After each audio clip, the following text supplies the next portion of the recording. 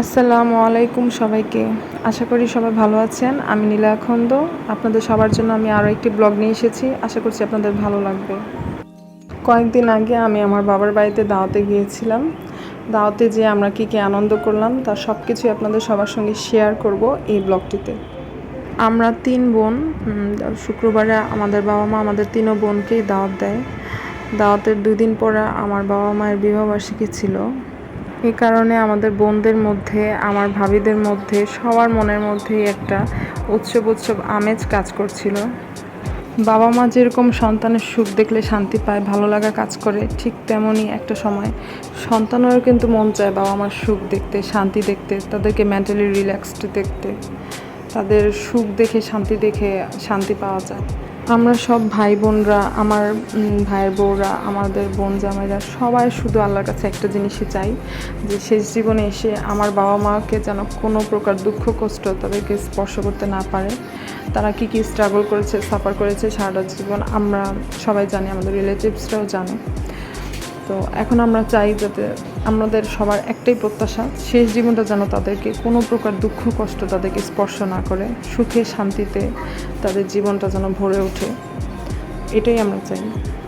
পৃথিবীর সমস্ত বাবা মাকে আল্লাহ সুবহানাহু ওয়া তাআলা ভালো রাখুক, কারো যেন শেষ জীবনটা যেন কারোই কষ্টে না যায়, এই দোয়াই করি আমি।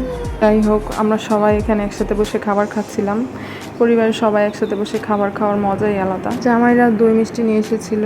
আমার ছোটো ভাবি এখানে সেমাই দিচ্ছে সবাইকে।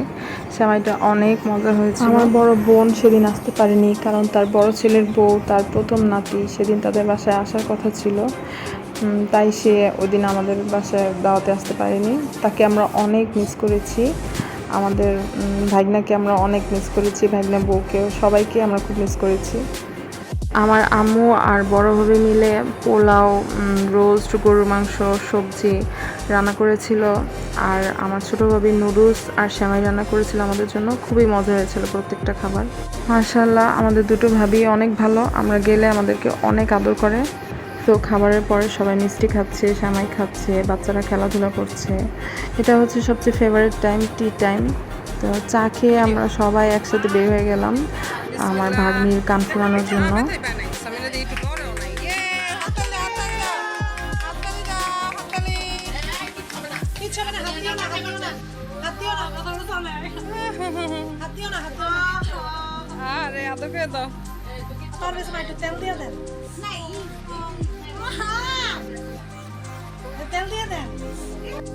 সবাই একসাথে হলে খুব ভালো লাগে, ছোট জিনিসে অনেক বড় আনন্দ পাওয়া যায়। সবাই একসাথে একটু ভিডিও ক্লিপ নিয়ে নিলাম। এখানে আমাকে মেহেদি দিয়ে দিচ্ছে আমার ছোট ভাবি। তার একটি পেজ আছে, রোজি স্যান আর্টিস্ট। আমার ভাবি খুব সুন্দর করে মেহেদি দেয়, তার ডিজাইনগুলো খুব ইউনিক।